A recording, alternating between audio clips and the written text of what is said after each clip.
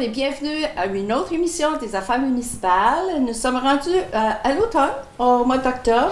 Et au mois d'octobre, le conseil municipal de la ville de Témiscamingue s'est rencontré un peu tôt. Oui, on ne sait pourquoi, à cause de la chasse, puis c'est correct. Donc, mardi, le 3 octobre, le conseil s'est rencontré et M. le maire est avec nous encore aujourd'hui pour nous parler des différents sujets qui étaient à l'ordre du jour de cette réunion du 3 octobre. Bonjour, M. le maire. Bonjour, madame. Alors, il y avait pas mal de sujets à l'ordre du jour, mais c'était des sujets intéressants, pas difficiles. Je pense que c'est de l'information aussi, c'est des suivis toujours à certains sujets qui sont apportés au mois précédent. Effectivement. Alors, si vous voulez, on va passer à travers tout de suite. OK.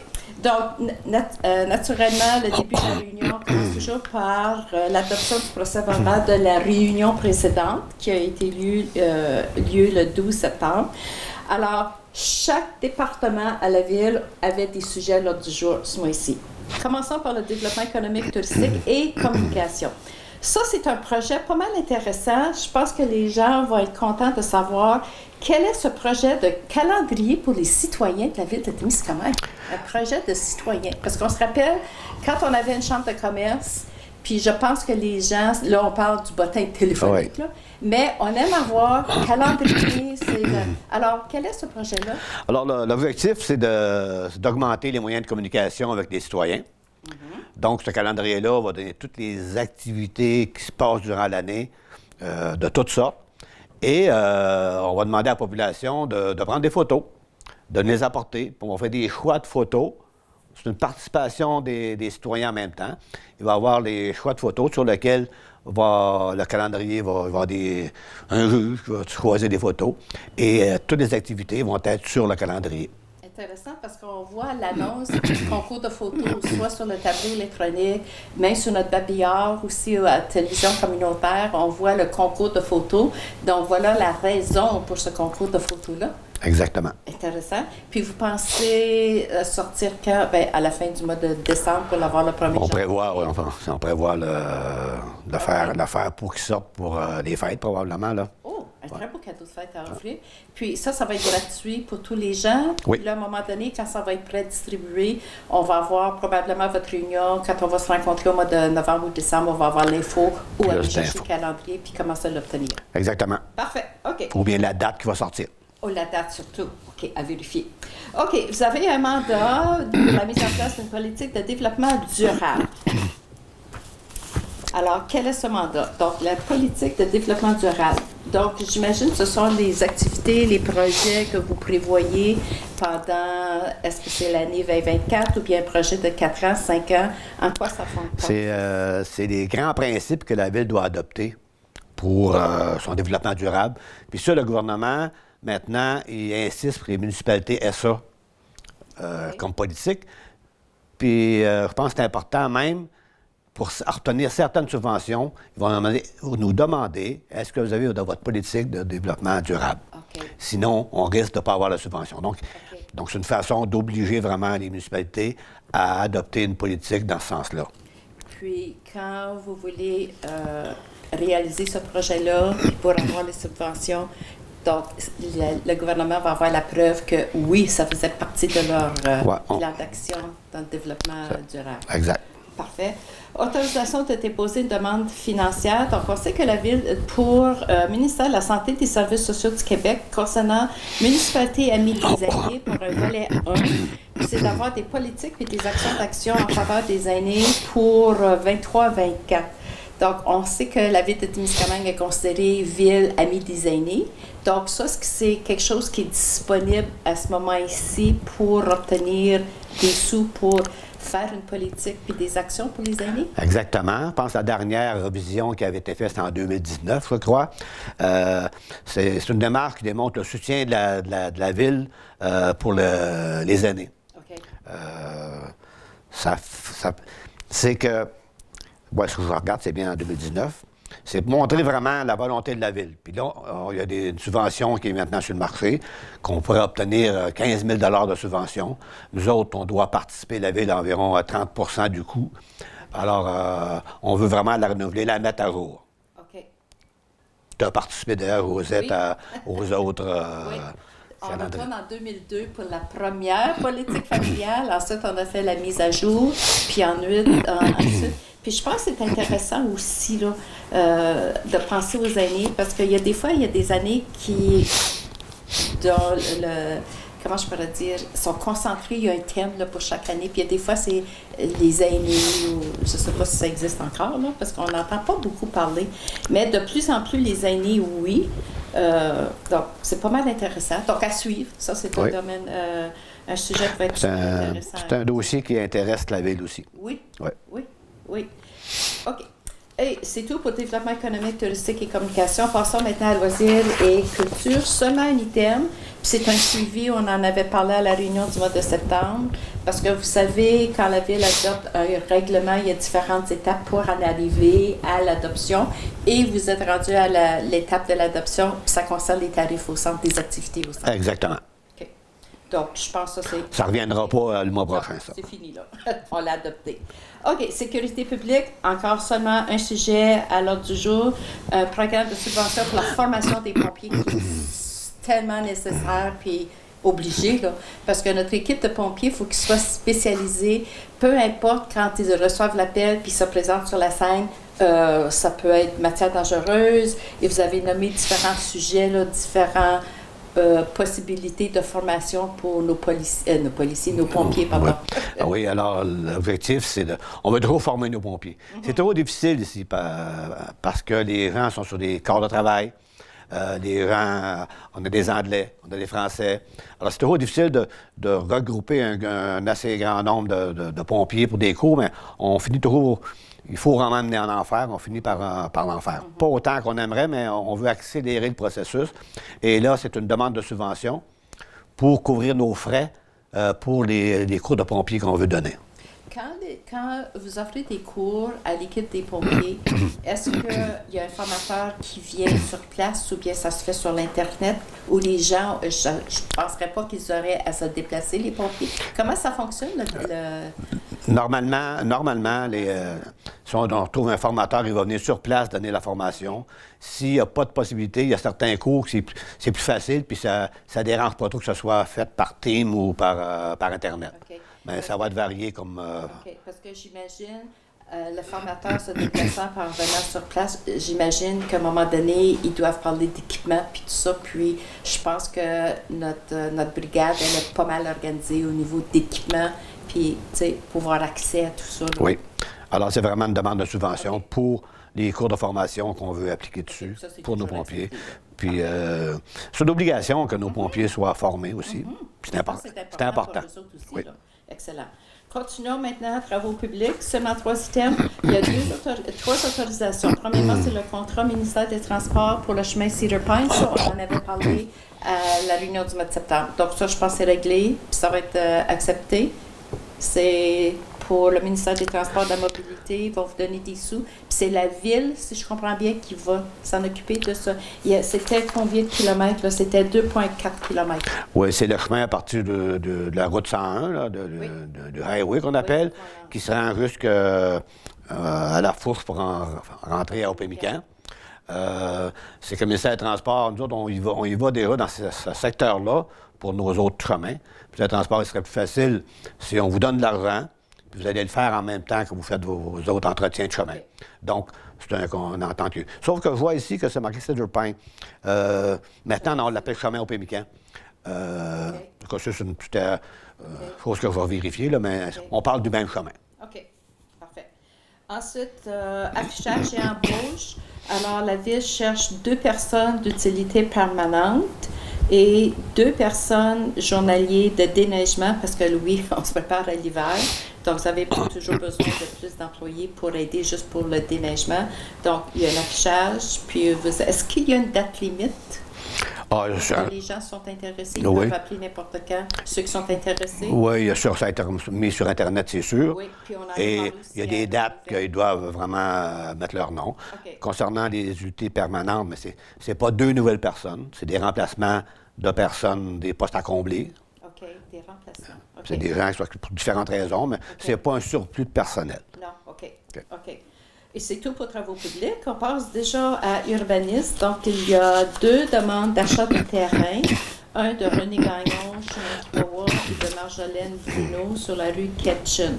Alors, on sait que le comité, le CCU, c'est un comité de bénévoles. Les autres, ils discutent puis ils regardent les demandes des citoyens. Ensuite, ils le recommandent au conseil municipal. La plupart du temps, vous acceptez, je pense, hein, ce que c'est rare qu'on va refuser, parce qu'il y a un comité qui l'a regardé. Ils en ont discuté. Oui. Ils nous font une proposition qui, presque majoritairement et plus, c'est accepté par la Ville. Alors là, 2 terrains municipaux. Donc, est-ce que vous les avez... Le CCU a recommandé de les accepter. Alors, la Ville, est-ce que vous acceptez de vendre les 2 terrains sur le chemin Kipawa pour René Gagnon et le terrain sur la rue Ketchen pour Marjolaine Bruno? J'imagine il y en a un, c'est pour un stationnement. Il y a toujours un problème de stationnement. Oui, Marjolaine Bruno, elle, c'est sur la rue Ketchen. Naturellement, tous ces gens-là, ils n'ont pas trop de stationnement de disponible. Mais de l'autre côté du chemin, il y a des petits lots qui devraient être offerts dans le passé aux propriétaires, comme on a fait à toutes les freight sheds qu'il y avait dans le temps. Oui.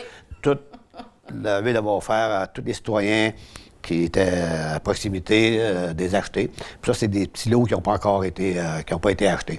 Donc, c'est pas grand. Mais elle a fait demande d'achat, puis on accepte de le vendre. OK. Pas grand, mais assez grand pour Oui. sa voiture. Pour M. Gagnon, c'est sur le chemin Kipawa. C'est l'ancienne station de pompage. OK. En face du subway, là? Non, à l'étang. En face du poste de police, à peu près. Là. OK. Oui, L'ancienne station de pompage, il y a un terrain là. Oui. M. Gagnon voudrait l'acquérir, puis OK. on accepte la proposition. Parfait. OK. Puis c'est intéressant à ce moment-ci parce qu'on se prépare aussi, on a parlé de déneigement tantôt. Donc en hiver, on sait que les gens ne peuvent pas stationner dans la rue parce qu'on va voir apparaître bientôt le message de telle date à telle date.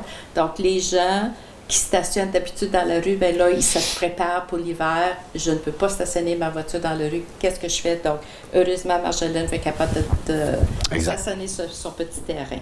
OK. Il y a eu une demande de modification, un règlement de zonage, encore sur le chemin Kipawa de Patrick Blais. Oui, c'est un secteur commercial. Ce secteur-là, où il y a le café, où il y a le coin de Dandy's, là? Le coin de Dandy's, c'est ça. C'est dans ce secteur-là. OK, ce secteur-là. Et le propriétaire a dit qu'il aurait aimé faire du logement dans la partie en bas. Le logement est accepté en haut, mais pas pour le bas, parce qu'on regarde ça pour le commercial. C'est notre rue principale, c'est de centre-ville. Donc, on ne peut pas permettre, donc on n'accepte pas qu'il y ait du résidentiel qui se construise là. Laisser une place pour le commerce. Parfait. OK. Maintien, dernier point d'urbanisme, le maintien de l'appel de proposition pour la vente de terrain, le développement de terrain de villégiature commerciale. Ça, on en a parlé parce que c'est quelque chose que l'appel avait été proposé de mai jusqu'au mois de septembre, le 30 septembre 23. Vous n'avez eu aucun prometteur. Donc ça, c'est dans le coin du parc au Pémican, le terrain là. Puis là, alors qu'est-ce que la Ville, vous avez décidé depuis le 30 septembre? On a décidé de le mettre en vente. On n'a pas eu de personnes intéressées à l'achat. Il y avait une date limite. Et le conseil a décidé de continuer en appel d'offres pour l'achat de ces terrains-là. Ce qu'on veut, c'est plus un genre de commercial pour attirer du tourisme, considérant que c'est près d'Opémican. Donc, il y a une opportunité qu'il peut y avoir là. Donc, on maintient maintenant encore la même chose et de remettre sur le marché ces lots-là à vendre pour ce genre de maison.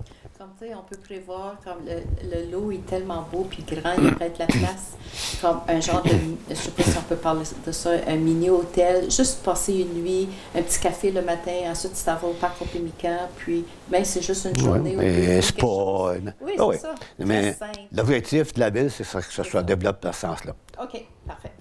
Et nous sommes déjà rendus à l'administration, donc on a toujours le premier point, parce que c'est là où la Ville ouvre sa bourse puis paye des comptes.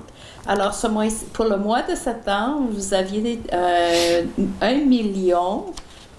779 000. Alors, c'est gros sur 1 million parce que Est-ce que c'est encore le code-part? Non, cette fois-ci, vous savez qu'il y a des travaux sur la rue Boucher. Boucher, oui. Donc, à un moment donné, les contracteurs, il faut donner des montants d'argent. OK. Donc, ce mois-ci, en septembre, on avait un montant de 513 000 à débourser pour le contracteur. Donc, c'est la moitié de la dépense est là. On avait aussi quelques autres dépenses, là, des plus grosses dépenses. L'OMH, on fait toujours une participation Oui, parce qu'on de va en parler 13 500. On Oui. a transport adapté du Lonceau. On a 30 000 à débourser pour ça. Bien souvent, transport adapté, c'est des sommes qu'on reçoit du gouvernement puis qu'on transmet. Nous autres, on a une partie à payer, on n'a pas de plein montant là-dessus. Vous Mais, recevez de la main gauche, mais- puis vous donnez la main droite. oui, mais c'est un montant. On a eu aussi la piscine. On a dû, à un moment donné, faire des rénovations, la mettre vraiment à Elle a point. été fermée aussi. Oui, longtemps, mais là, maintenant, elle est rendue, là, comme on dit, top shape. Puis c'est très populaire Puis aussi, là. populaire, Oui. c'est bien Les gens organisé, sont vraiment contents. c'est propre. Donc, un 14 000 qui a été mis sur des équipements pour la rendre vraiment abordable pour tout le monde. Puis, et aussi, certaines rues en ville, certaines patchs qu'on a fait Oui. de pavés. Entreprise Syrah, ça, il y a eu un 47 000, tel qu'on avait budgété pour certains travaux comme ça. Puis aussi la passerelle au-dessus du ruisseau Gordon. OK? On a dû la mettre à jour, la sécuriser. Donc, il y a eu des travaux de 27 000 et présentement, les gens peuvent circuler dessus. Il y en avait fermé pour l'été, mais là, on peut circuler. C'est les gros montants qu'on avait dans le mois de septembre, compris dans le 1 million. Puis ça arrive pas souvent non plus, là. Non, non. Ces dépenses-là. OK, excellent.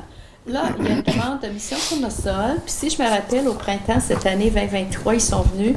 C'était salle remplie, la salle de Tory. C'est leur façon de leur levée de fonds, leur soirée de levée de fonds. Puis je pense qu'ils étaient tellement satisfaits qu'ils veulent revenir à la salle de Tory et ils nous ont donné la date du 3 mai 2024. Donc j'imagine qu'on va vous en parler encore là, quand on va se rapprocher de cet événement-là, là, le 3 mai. Donc la Ville, vous avez encore accepté cette demande-là de revenir. Exactement. OK, excellent. Ensuite, adoption politique et confidentialité. Je pense qu'on avait déjà parlé, ça, je pense, c'est au point de vue le programme technique qui existe pour garder les informations personnelles. Oui, c'est ça. On doit s'engager à protéger la confidentialité puis la sécurité des renseignements qu'on reçoit à la Ville, sur Internet, sur n'importe quoi. Alors, on doit faire des efforts, puis on doit adapter une politique pour s'assurer que ça se fasse. OK. Quand vous parlez de la sécurité de l'info, ça veut dire tous les courriels que vous recevez, peu importe de qui? Qu'on savait, comment c'est Internet, on doit s'assurer que c'est protégé, puis l'information que les gens demandent. Ils ont droit à certaines informations. Tout ça, on doit s'assurer qu'on a une belle politique là-dessus. On a déjà une, on va en avoir une meilleure. OK. Donc ça, c'est un programme qui existe. Puis est-ce que vous devez payer pour installer ce programme-là dans vos ordinateurs? Aujourd'hui, la technologie, là, ça peut être compliqué comme ça peut être facile. Non, on a déjà la technologie. Ce n'est pas un gros coup. C'est juste de mettre en place la politique. OK. Comment le faire. OK, parfait. Oh, le projet sujet là, du jour, je pense que c'est quelque chose, c'est une première pour la Ville, je pense. Puis je trouve ça super intéressant. C'est une demande de EGT, de l'École Gilbert-Héberge, pour un stagiaire inscrit au programme de FMFS. Donc, FS, c'est Formation de métiers spécialisés, j'imagine. Donc, ça, c'est une demande d'un stagiaire, d'un élève à l'école qui est à l'école GT-Berge à un moment. Oui. Puis, OK. Les stagiaires sont inscrits à l'École Gilbert dans des programmes de formation à un métier semi-spécialisé. OK. Donc, il y a des demandes pour ça. Il y a des besoins sur le marché pour ça. Puis là, ils ont contacté la Ville pour savoir s'ils sont intéressés à avoir un stagiaire non rémunéré qui, pour une période de 9 mois,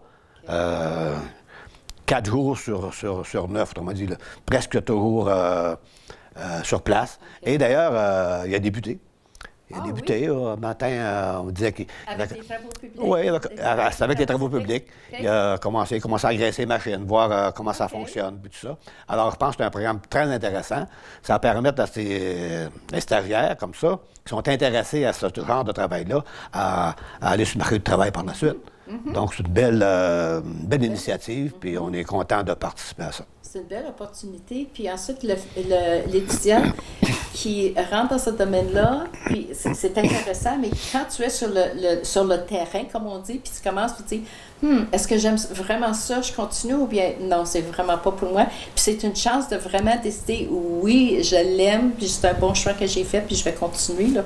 Puis je pense que s'il s'enligne dans ce genre de projet-là, il y a déjà un intérêt. OK. Puis je suis assuré qu'avec les travaux publics à la Ville, il va avoir un bon support, puis ça va peut-être le faire apprécier plus le projet encore. Très belle. Donc ça peut être une première. Donc, oui. Si ça fonctionne bien, donc ça se peut qu'il y ait... Donc ça, on appelle ça un beau partenariat oui. avec l'école. Exactement. Sujet toujours intéressant aussi pour la Ville. Puis je pense que ça revient, c'est annuellement, là, c'est le budget revisé de l'ONH parce que vous donnez un certain pourcentage. Oui. Je pense que cette année, c'est 16 911, si j'ai bien noté là, le montant. Oui, exact. Le restant est payé par le ministère. Parfait. OK. Autorisation de déposer un OK. Ça, les deux prochains points qui vont terminer la section de l'administration, ce sont des sujets qu'on a déjà parlé. Oui. Donc là, on va parler de la rue du Parc. Donc, là, pour prolonger cette fameuse rue-là, parce que ça, c'est dans vos projets futurs, si vous voulez. Donc là, vous avez autorisé probablement le DG de la Ville de déposer un projet dans le programme volet 1. Donc ça permet d'avoir des subventions ou de faire l'étude préliminaire quand va arriver le temps de prolonger la rue du Parc. Est-ce que c'est ça? Ça permet d'avoir une demande de subvention qui est faite dans les programmes qui existent au gouvernement. Qui permet de donner des bonnes sommes pour nous aider à faire des travaux. Ça comprend les études, ça comprend le coût que ça peut coûter. On peut faire un estimé, puis le programme Primo, ils vont accepter notre subvention ou non. La Ville a toujours le choix après. On en reçoit un programme, on sait quel d'argent qu'on a besoin. La Ville peut dire, OK, on a fait l'étude, là on arrête pour tout de suite. On verra. Le programme existe, on verra si on le continue, ou si on le fait tout de suite, immédiatement, ou si on attend 6 mois, 1 an. Mais l'étude doit être faite. OK. Parce que là, on est au mois d'octobre, donc ça veut dire que bientôt, novembre, vous allez probablement commencer, ou peut-être vous avez déjà commencé à préparer votre budget de 2024. Donc, c'est sûr que les différents projets, peu importe dans quel département, moi je dis toujours, le chef de département arrive avec sa liste d'épicerie. Oui. Donc, il y a toujours des souhaits pour chacun des départements. Là, la Ville, le conseil, vous vous asseyez, vous regardez. Et, exemple, comme est-ce que les demandes que vous faites pour Primo qui va faire le volet 1. Les études, ils vont vous suggérer, bon, puis là, vous recevez l'étude qu'ils ont faite, puis là, vous regardez. Donc, est-ce que tout ça, là, est-ce que ça vous revient en temps pour justement préparer votre budget pour l'année suivante? Dans un cas comme ça, quand on arrive au budget, si on a l'information, on la met exactement. Oui. Si on a l'intention de procéder ou un risque que ça se procède dans 2024, on peut mettre un estimé, okay. qu'on connaît à peu près comment ça peut coûter, d'après d'autres travaux qu'il y a eu, la subvention qu'on peut avoir. Et à ce moment-là, tu mets dans le budget qu'on fait le travail, la subvention qu'on va avoir, puis c'est conditionnel à ce qu'on ait la subvention. Donc, dans le fond, il faut savoir d'où vient l'argent quand on fait un budget. On a une dépense, tant d'argent. Donc, le conseil va devoir, mais qu'on arrive au budget, décider si on l'inclut ou bien si on attend un an plus tard. C'est une décision qui va se prendre. Mais moi, d'après moi, ils vont décider qu'on projette de faire tels travaux, mais c'est toujours conditionnel à ce qu'on ait les... OK. Est-ce que ça peut influencer la décision de Primo, le plan, toute l'étude qu'ils vont faire, parce que vous avez déjà fait affaire avec eux, si je peux dire ça comme ça, là. Puis ils savent que, ils ont aimé notre plan, ils ont aimé notre étude, ils étaient d'accord, puis, les subventions étaient disponibles. Oui, est-ce que... OK, une façon simple de le dire, la Ville de Témiscamingue, c'est un client de Primo. Puis, vous avez déjà eu affaire avec eux. Eux autres sont satisfaits de les services qu'ils ont rendus à la Ville. Comprenez-vous un peu ma question? Oui, mais ça Primo, l'influence Primo, pas. je crois que c'est la première fois. Parce qu'il change souvent de nom aussi. Ah, Là, le dernier, comme la rue Boucher, c'est un programme tech. Ah, OK. Ça, c'est un dossier par Par projet. un quinquennal. Autrement dit, donc on a un montant sur 5 ans. Alors que Primo, il est quand même plus intéressant. Primo, tu peux avoir plusieurs projets dans une même période de temps. OK. Alors, c'est pas dire qu'il faut attendre notre plan quinquennal pour faire une demande de subvention avec Tech. Alors que là, avec Primo, on peut faire plusieurs projets de demande de subvention avec Primo. Alors, c'est intéressant pour la Ville. Que les subventions sont là. Parce qu'aujourd'hui, avec les coûts de construction, c'est rendu impossible pour une ville de payer 100 des travaux. C'est rendu trop dispendieux. Ça prend absolument une subvention pour faire aller de l'avant dans nos travaux. Donc, ce programme Primo-là, c'est un bon outil qu'on peut utiliser. Puis c'est intéressant ce que vous venez juste de partager avec nous, sachant qu'avec eux autres, vous êtes capable de faire vos projets n'importe quand. Comparé à Tech, c'est juste un projet dans 5 ans. Mais on sait qu'on a plusieurs projets, que la Ville a des désirs à réaliser. Exact. OK, parfait. Le dernier point, encore, on parle cette fois-ci de la rue du Couvent. Donc là, c'est autorisé de déposer un projet dans le programme encore Primo, donc je pense que vous allez être chanceux, mais c'est pour le volet 2. Puis le volet 2, lui, consiste en quoi? Parce que le volet 1, tantôt, là, c'était l'étude préliminaire, etc., là, pour rue du Parc. C'est à peu près la même chose pour la rue du Couvent. La rue du Couvent, c'est qu'on était déjà plus avancé. Oui. Autrement dit, on avait même déjà été en soumission. On a refusé elle devait être prévue cette année. Oui. On a refusé à cause des coûts qu'on trouvait trop élevés. Et d'ailleurs, on n'avait pas de subvention. Donc, c'était aussi en plus. Là, avec le programme Primo, là, on applique sur le programme Primo pour aller de l'avant avec ce projet-là si le projet est accepté. Donc, ça veut dire... On est plus avancé que la rue du Parc sur cette rue-là. OK. Donc, l'étude, c'est comme dire, l'étude va déjà être faite. Donc, quand la subvention va être possible, regardez, nous autres, on est prêts, on a fait l'étude, tout ça, ça va coûter ça. OK. Donc, vous êtes avancé. L'étude pour la rue du Couvent a été faite. Oui. Parce qu'on était prêt, on était en soumission. Là. On connaît pas mal tous les faits. Donc, tout ce qu'il nous faut maintenant, c'est que Primo accepte de donner la subvention pour aller de l'avant. Parfait. OK. Bon. Donc, ça va être un beau souhait pour 2024. Et nous sommes déjà rendus à Varia. Donc, il y avait encore plusieurs citoyens dans la salle, ce mois-ci, au mois d'octobre. Et il y avait plusieurs questions des gens. Il y a une question, ça concernait toujours le même sujet. Donc, je pense qu'il y a peut-être 5 ou 6 personnes posées la même question. C'est concernant les logements en ville, le terrain. Puis ça, je pense que c'est quelque chose qui revient à chaque mois, M. le maire. Puis ça, c'est l'inquiétude de tout le monde. Mais la Ville, vous êtes au courant aussi. Vous le savez, là. La Ville, on est très au courant de la demande de logement, qu'il n'y en a pas, il n'y en a pas de libre, des terrains pour construire. On est très au fait de ça. Et soyez assurés qu'on travaille assez fort là-dessus pour corriger la situation, pour aller de l'avant, pour aider dans ces situations-là. Mais on travaille... c'est un sujet qui est à l'ordre du jour assez régulier dans nos réunions, dans nos rencontres, dans nos discussions. Puis même en écoutant les nouvelles aussi, on ne parle pas juste de la ville de Témiscamingue, c'est partout en province, là. Même dans les grandes villes, que ce soit Montréal, c'est partout, c'est un problème que toutes les municipalités vivent. Là, exact. OK. Il y avait un point, donc un citoyen, encore une demande, je pense que c'est la première demande qui est arrivée à la réunion du mois de juillet, concernant le débarcadère, je pense que c'est le Latisson, le débarcadère. Oui. Donc là, c'est toujours en période d'étude, donc finalement, vous allez en avoir une réponse bientôt à leur donner. Oui. OK. Ensuite, on a eu une élection partielle, puis je pense qu'il y a des gens qui ont fait des commentaires, puis je pense que ça a été une expérience aussi pour la Ville, parce que le commentaire que j'ai entendu à la réunion, les gens, c'est sûr qu'il y a des gens qui sont propriétaires, mais qui vivent à l'extérieur de la ville de Témiscamingue. Donc, ils peuvent recevoir de l'information par la poste, tout ça, puis il y en a qui s'étaient arrivés trop tard. Donc, je pense que c'était une belle expérience pour la ville, parce que dans 2 ans, vous allez revivre la même chose, les élections municipales, là, dans 2 ans.